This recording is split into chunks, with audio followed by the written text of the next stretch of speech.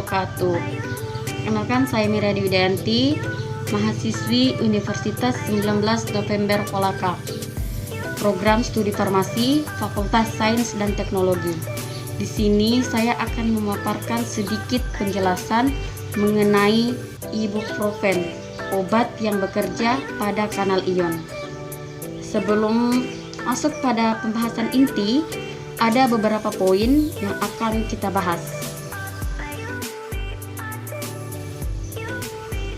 Oke, pada poin pertama, demam.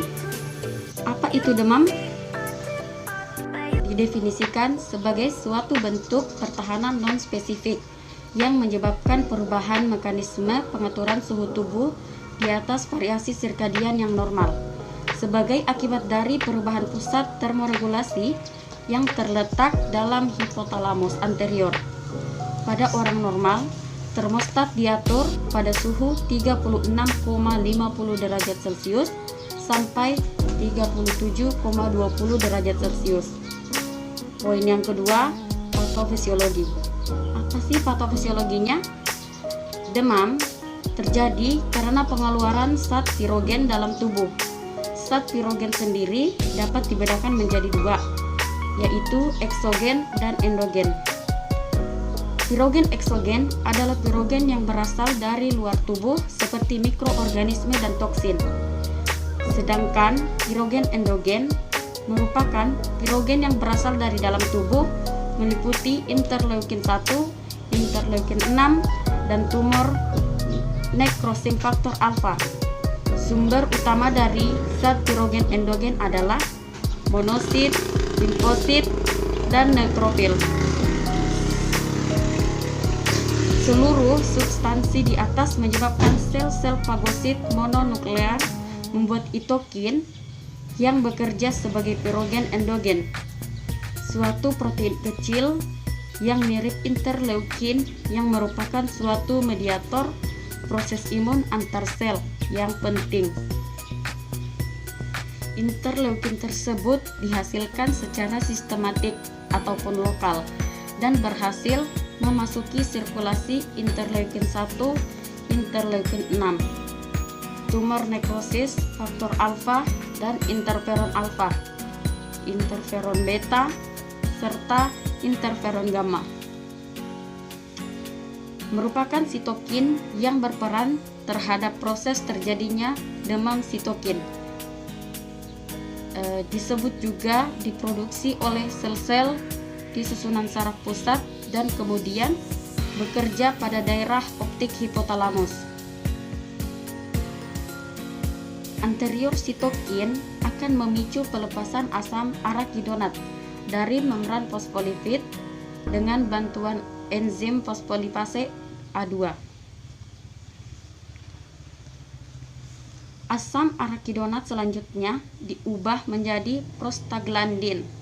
Kenapa? Karena peran dari enzim siklooksigenase atau disebut juga PGH sintase dan menyebabkan demam pada tingkat pusat termoregulasi di hipotalamus. Poin yang ketiga, mekanisme kerja ibuprofen. Ibuprofen bekerja sebagai antiinflamasi, analgesik, dan antipiretik dengan cara diinhibasi pada jalur produksi prostanoid seperti prostaglandin E2, prostaglandin I2 yang bertanggung jawab dalam mencetuskan rasa nyeri. Inflamasi dan demam, ibuprofen menghambat aktivitas enzim siklooksigenase 1 dan 2 sehingga terjadi reduksi pembentukan prekursor. Prostaglandin dan tromboksan selanjutnya akan terjadi penurunan dari sintesis prostaglandin oleh enzim sintesis prostaglandin. Nah, untuk dosis, bagaimana sih pengukuran dosis dari obat ibuprofen? Untuk yang dewasa sehari 3-4 kali 200 mg. Anak usia 1-2 tahun 3-4 kali 50 mg.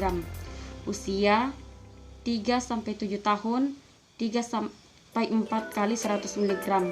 Usia 8-12 tahun 3-4 kali 200 mg.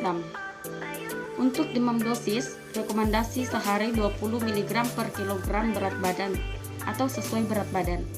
Dalam dosis terbagi, tidak direkomendasikan untuk anak di bawah 1 tahun. Yang keempat, apakah obat ibuprofen aman? Oke, karena obat ibuprofen termasuk golongan obat keras, jadi untuk pasien dengan riwayat penyakit saluran cerna bagian atas, gangguan fungsi ginjal, gangguan pembekuan darah, asma, harap mengkonsultasikan ke dokter terlebih dahulu jika ingin mengkonsumsinya. Nah, pemakaiannya jangan dibarengi dengan pemakaian asetosol atau obat lain yang mengandung ibuprofen. Terlebih terkhusus untuk ibu hamil dan ibu menyusui, tidak dianjurkan untuk mengkonsumsi obat ibuprofen. Mungkin saja itu sedikit penjelasan dari saya mengenai obat ibuprofen. Semoga bermanfaat. Sampai jumpa di next video. See you next time.